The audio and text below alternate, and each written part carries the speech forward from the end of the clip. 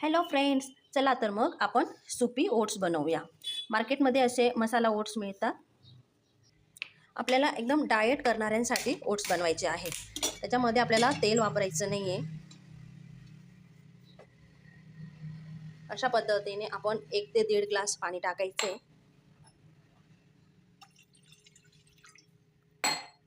ते पाणी छान उकळू द्यायचे। तोवर आपण ओट्समध्ये टाकण्याची सामग्री तयार करून घ्यायची। मी गाजरचा छोटासा तुकडा कापून घेतला आहे। एकदम छोटा कांदा घेतलेला आहे बारीक चिरून, अर्धा टोमॅटो घेतलेला आहे आणि आपल्याला वरून टाकायला कोथिंबीर। ते रेडीमेड मसाला ओट्स आणले ना, त्यामध्ये आपल्याला मीठ वगैरे टाकायची काही गरज राहत नाही। जर वजन कमी करायचं असेल आणि ओट्स खायचे असतील तर त्यांनी मी सांगितलेल्या पद्धतीनेच बनवा। आणि जर कुणाला वजन वाढवायचं असेल तर ते पोहे खाण्याचा 1 चमचा तेल वापरू शकता आपले कांदा टोमॅटो फ्राय करण्यासाठी। तर बघा पाणी उकळायला लागले, त्याच्यामध्ये आपल्याला गाजर मी आधीच धुवून घेतलेला होता कापताना। तर अशा पद्धतीने गाजर टाकून द्यायचा आहे की जेणेकरून थोडासा मऊ होईल। नंतर कांदा टाकायचा आहे। खूप छान लागतं, तुम्ही नक्की करून बघा, ट्राय करा।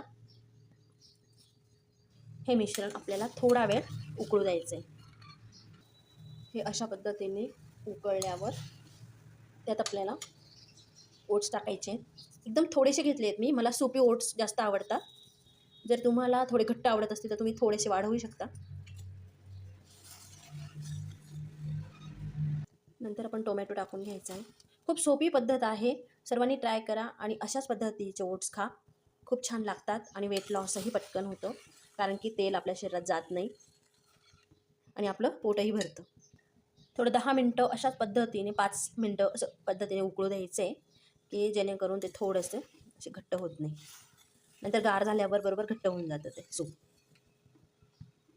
हे बघा अशा पद्धतीने असे थोडं घट्ट झालंय। आता आपण गॅस बंद करून देणार आणि आता सर्व करणार आहे।